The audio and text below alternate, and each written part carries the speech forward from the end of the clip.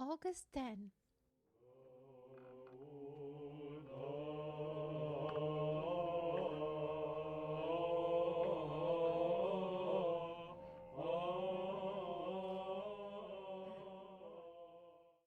The holy martyrs Archdeacon Laurence, Sixtus, Pope of Rome, and others with them. When Pope Stephen was slain August 2nd, Saint Sixtus, who was an Athenian by birth, was appointed in his place. Sixtus was at one time a philosopher and then became a Christian. This was a time in which the bishops of Rome were slain one after the other. To become bishop of Rome meant to be considered to martyrdom. Emperor Decius was determined to destroy Christianity. Pope Sixtus was quickly brought to trial with two of his deacons, Felicissimus and Agapitus. As the three were led to prison, Archdeacon Laurence said to the Pope, "Where are you going, Father, without your son? Where, O Bishop, without your Archdeacon?"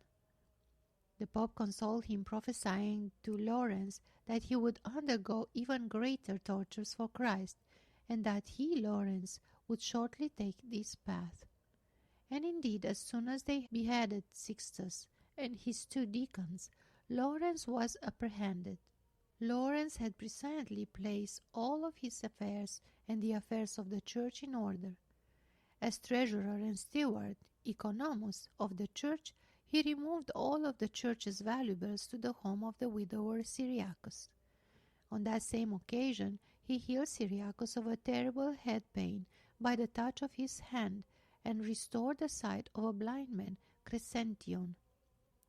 After being thrown into prison, Laurence healed Lucilius, a prisoner of many years, of blindness, and then he baptized him. Witnessing this, Hippolytus, their jailer, was also baptized. He later suffered for Christ in August 13. Since Laurence did not want to deny Christ, but on the contrary advised Emperor Decius to reject his false gods, his face was beaten with stones, and his body was beaten with a scorpion, which was a chain with sharp teeth and a curved handle like a scorpion's tail.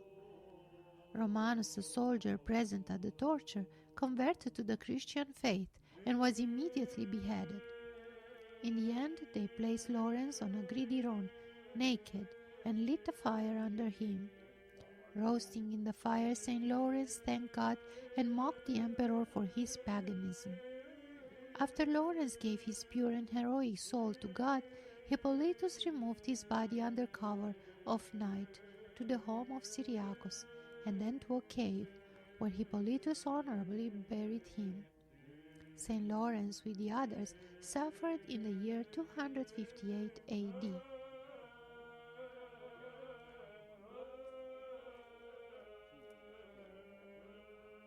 Saint Hiron. Hiron was a Christian philosopher. He is mentioned by Saint Gregory, the theologian, in his books. He died peacefully and took up his eternal habitation with the Lord. Reflection. How can we overcome the antagonism of our enemies? By renunciation, meekness, and prayer.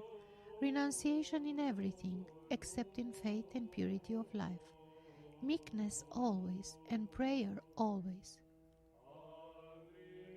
St. Ambrose writes, "This is the weapon of the righteous ones, that in retreating they conquer, just as the skillful archers are able to shoot those stronger than themselves, even as they themselves retreat."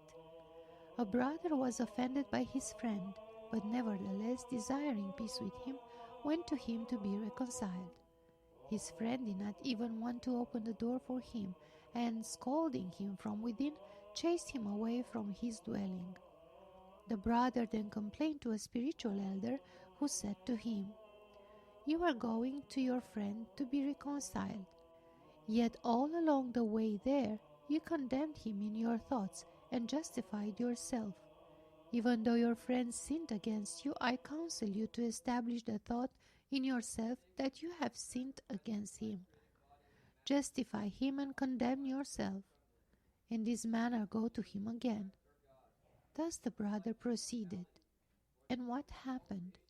Just as the brother approached his friends above, his friend opened the door wide, ran up to him, embraced him, and made peace with him. Contemplation.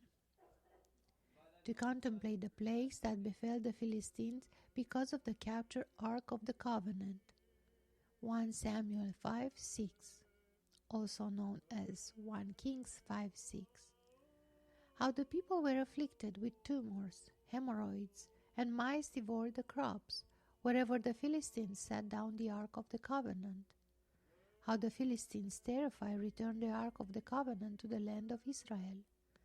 How the holy things of God punish those who keep them in an unclean land of idols, or in a heart defiled with passions. Homily about the weakness of sinful ones. As for my people, children are their oppressors, and women rule over them. Isaiah 3:12. All that is of God is most beautiful and most wise.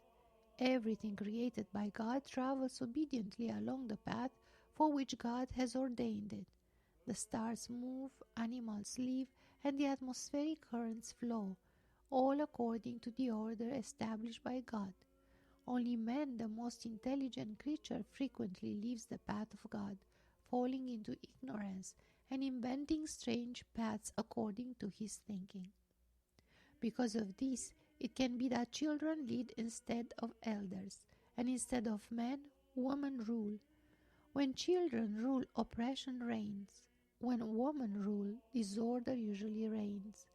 When this is permitted by God, as this does not occur unless the people sin, or by the permission of God, the people find themselves under punishment for their sins, in the same way that an enemy subdues the land in war. For all oppression is war, and every disorder is a punishment for sin. Just as oppression and disorder are able to reign in a nation, they are able to reign in the soul of man. Immature and impious thoughts are contributed by children, and physical sensual theorizing is the contribution of woman. When immature and impious thoughts prevail, they oppress man and drag him from evil to evil, like a vindictive child. When physical theorizing prevails over spiritual, masculine wisdom, which is from God, it rules over man like an evil woman.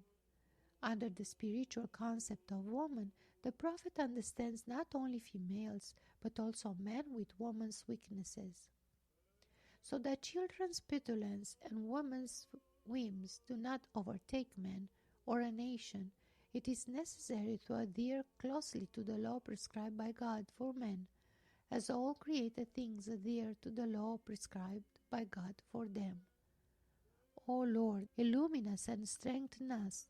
Illumine us with the grace of the Spirit, that we may always know your law.